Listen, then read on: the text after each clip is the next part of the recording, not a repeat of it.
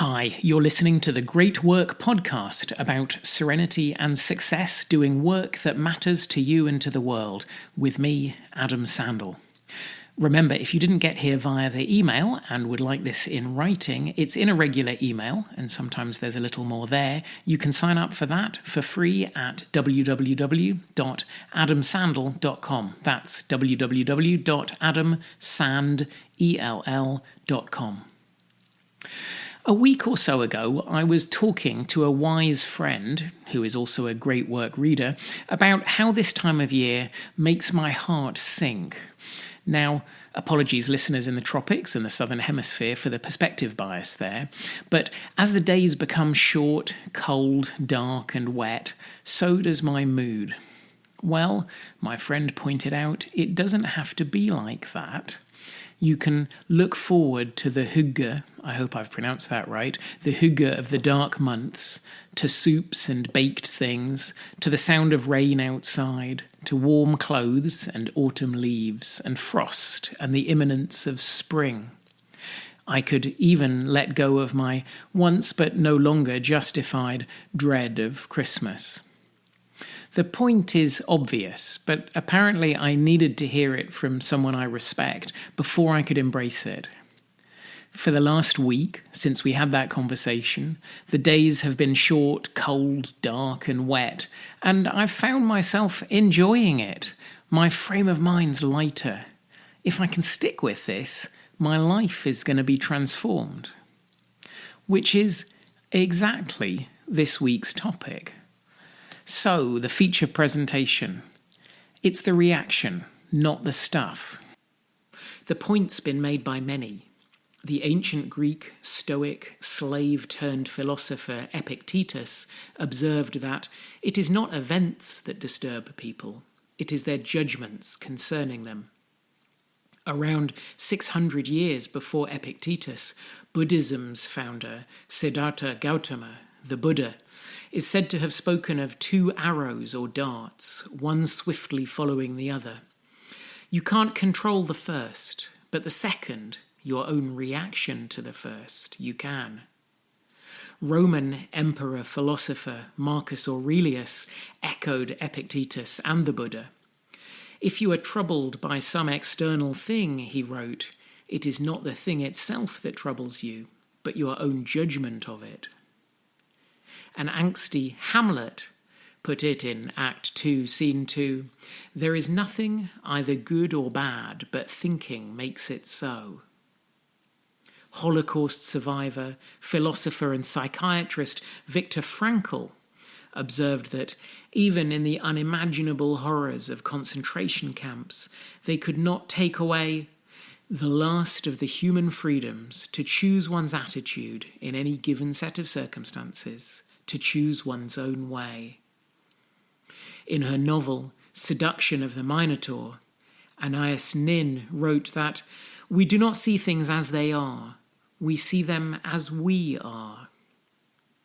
And when I was more prone to stress, each morning I would read a note I'd written to remind myself that it's the reaction, not the stuff. Well, you can see why I'm a doctor, not a playwright, philosopher or novelist. Problems are shaped by the circumstances and by how you handle those circumstances. They can be shaped by nothing else.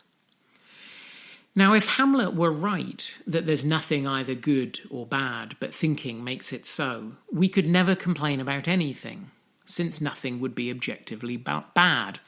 A brutal moral relativism in a world plagued by much that is unambiguously awful. That would be to say that all your problems are down to how you handle things, and that's obviously wrong. Some situations would distress anyone. Others call for anger, disgust, grief. If the problem at work is, say, harassment, an objectively impossible workload, or unsafe working conditions, then it's not just the reaction. It is the stuff. And we'll come to ways of fixing some of the stuff.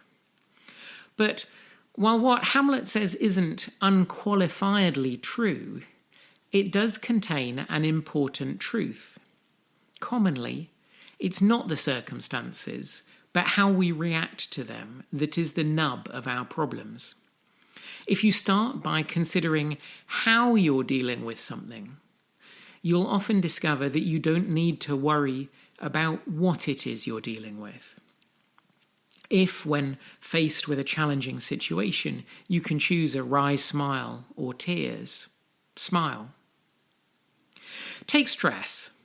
The prevailing narrative is that it's unpleasant, bad for us, and should be avoided. But, and if this at first sounds perverse, stick with me, that's often demonstrably wrong.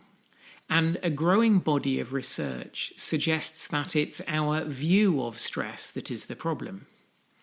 This is not to say that we should just put up with stress, let alone seek it out. The point is that we're all going to have negative feelings sometimes, and there is good evidence that valuing those feelings protects people's emotional well-being, social integration, and physical health. This response may, and there's research suggesting this, be more normal in some cultures than it is in the Western culture I know best. It's been called a stress is enhancing mindset in contrast to a stress is debilitating mindset. Seeing stress as giving you a boost doesn't undermine you or debilitate you, it optimizes you for dealing with the demands you're facing. As the authors of one research review put it, stress is not inherently negative for performance, health, and well-being, but can be utilized as a resource for goal achievement. Solid research shows that if you see stress as useful, if you treat it as an opportunity, you will be happier, more satisfied with life, more mentally flexible, and you'll experience fewer symptoms of depression or anxiety. This is not an argument for sucking it up. It's a technique for feeling and doing better. In fact, the benefits aren't only mental.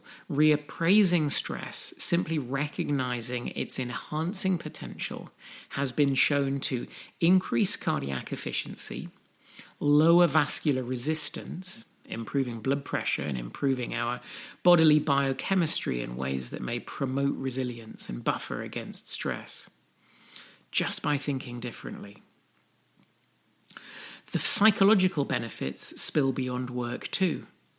Believing that self-control is energizing rather than depleting, and believing that willpower isn't a resource that can be used up, protects you not only during the working day, but also from feeling depleted after work at home. It seems to me that all this is saying something radical. When we are stressed and unhappy, the problem is not necessarily, or not only, the stress itself, but how we see it.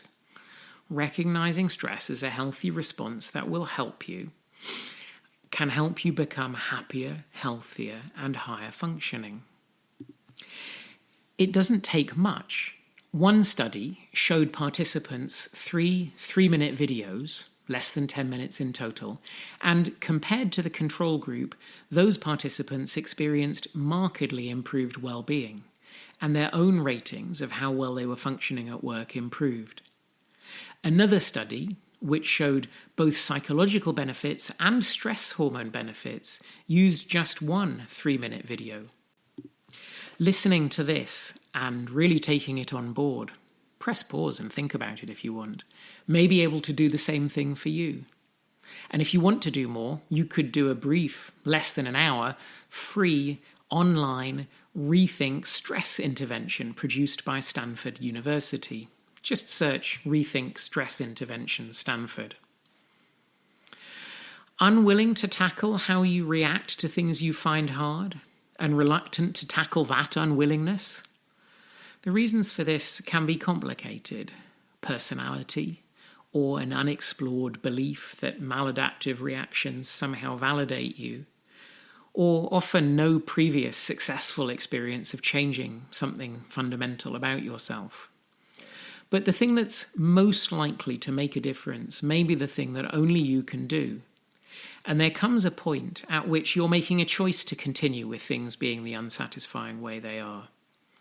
If that's you, hold this idea in your mind, the idea that it's probably the reaction, not the stuff. Nudge yourself. The benefits are waiting for whenever you allow yourself to push past whatever part of you is holding you back. It's the reaction, not the stuff. This shift of mindset takes practice. Recognize when you're having feelings you haven't liked and reappraise them. I can benefit from this. This is making me stronger. If there are butterflies in your stomach, a knot of anxiety in your chest, or jaws clenched in anger, allow that it may take a bit of practice for those to recede. But practice may be all you need to progress from stressed out to wry laughter and bring it on. That's this week's Great Work podcast. Before you go, this podcast and its linked emails are based on a book I'm writing. To get that book published, I have to grow the subscribers. It's what publishers expect for this kind of non-fiction. Can you help me spread the word? If you found something useful here, your friends, colleagues, family, students, followers can sign up for the emails or this podcast at www.adamsandel.com. That's www.adamsandel.com. That's it for this week. I hope you have a great week ahead of you. Thanks for listening.